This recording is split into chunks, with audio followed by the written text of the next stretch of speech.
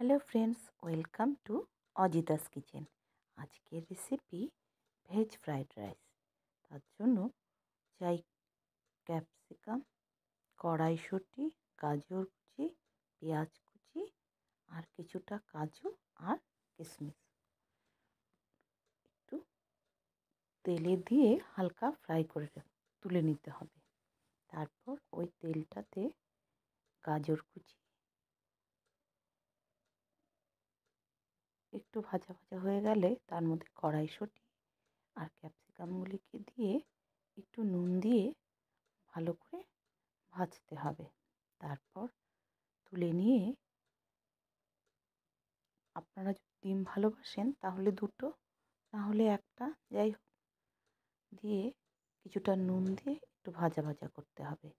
আর এইদিকে কিছুটা চিকেন সিদ্ধ করে এইভাবে করে টুকরো টুকরো করে বা ছাড়িয়ে নিয়ে ওই ডিমের সাথে একসাথে ভালো করে ভাজতে হবে, কিন্তু ভাজাটা কিন্তু ভালো করে ভাজতে হবে।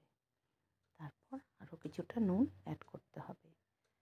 আর কিছুটা চিংড়ি মাছ একটু মাঝখান থেকে কেটে ওই ভাজাটার মধ্যে আবার দিয়ে সব একসাথে ভালো করে ভাজতে হবে।